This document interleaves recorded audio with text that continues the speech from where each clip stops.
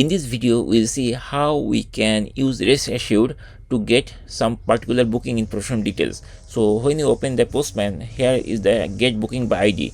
So this is the URL, complete URL, and at the end there is the ID. Okay, based on this ID, we are trying to get the request, and it is giving us some output, right? So if there is any data, it will give us this output, right? So here the ID is there, and the first part is the URI, and the second part is the resource, and this is the ID.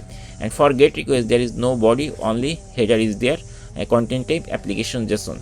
So in this video, we'll see how we can use REST assured and TestNG together to get this request. So I'm going to open the editor, and then I'm going to write on method.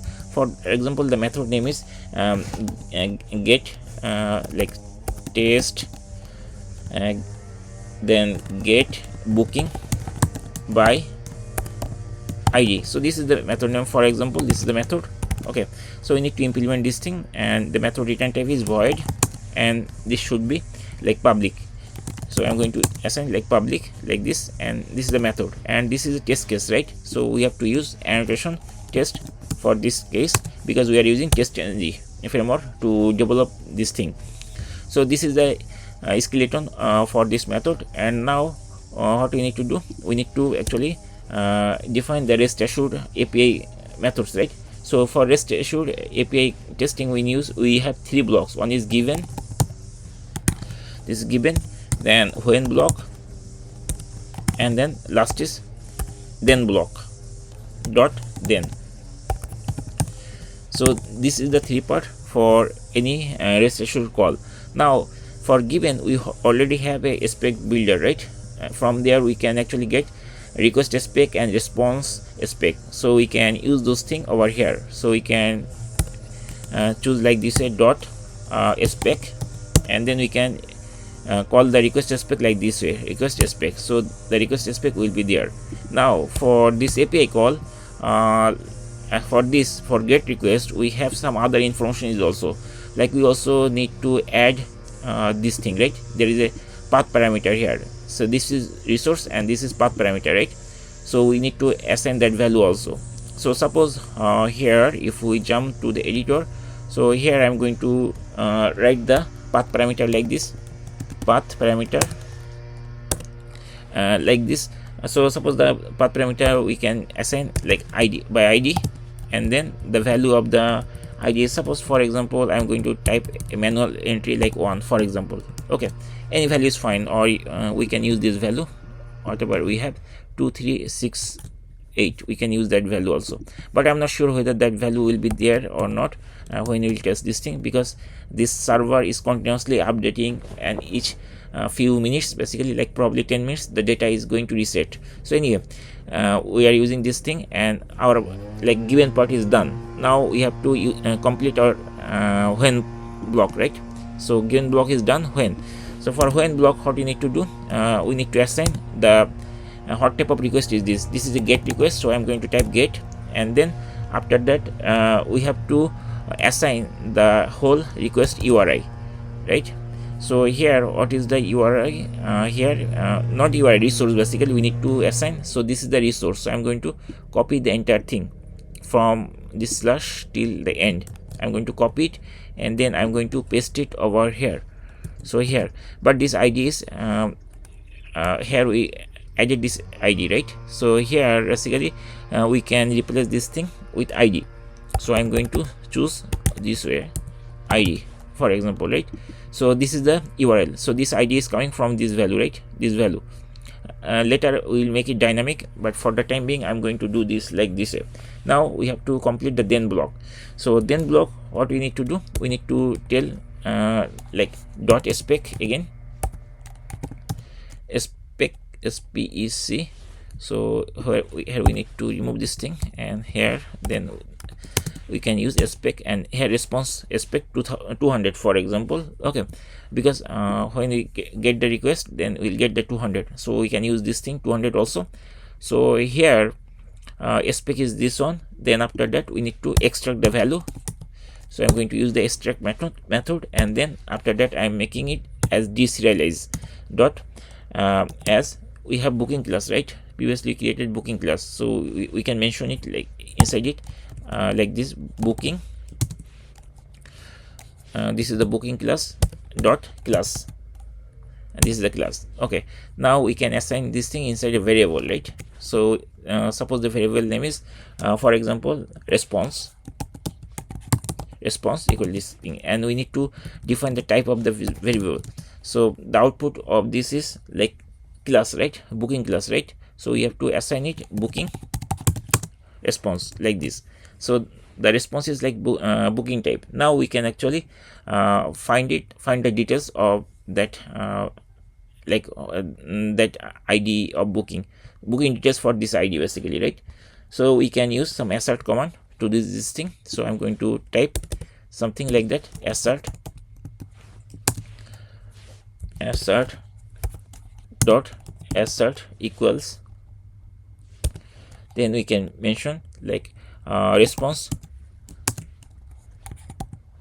dot, let me check whether the first name, to get the first name basically, get first name. Okay, so we can check whether the first name is something which we typed there or not. So like this way, right? So here we typed, what is that, few2. So we can mention few2, not here, let me type few_2. So not this one basically, it is the ID, right? So let me open the postman. So this is the value, right? John and Smith. If we try to run it, okay, so see here it is not coming. So this is the problem. So if we try to put like 1, value is 1, let me check whether it is able to do this thing or not.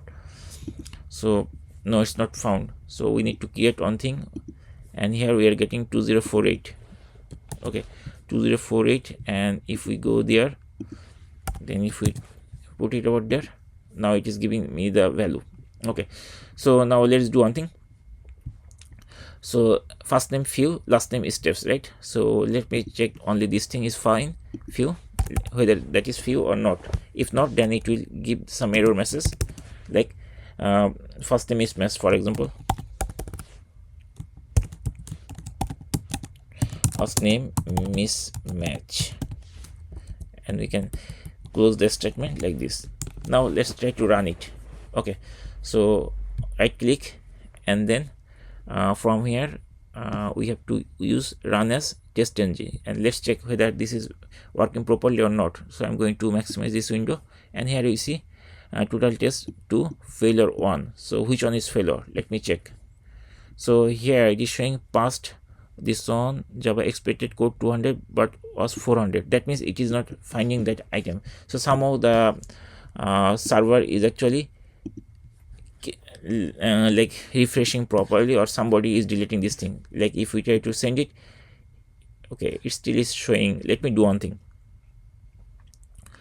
So here the ID we typed it manually, right? Let me grab the ID from here, because we are going to insert by this method, right? So let me define one variable here at the beginning. So inside here basically we can define a variable private. This is private, then let the variable name is like for example created booking ID. Okay, and what is the type of this thing? This is integer type, so I'm going to type integer booking created booking ID, right? So I'm going to use this variable to grab the value from here. Okay, so when you have the response body from here, we can easily extract the value. So I'm going to extract the value, that one equal, then response dot get booking ID. So here we'll get the booking ID, right? We can also print it SYSOUT. So first out here we can also print this thing, so that in the console we can check that created booking ID.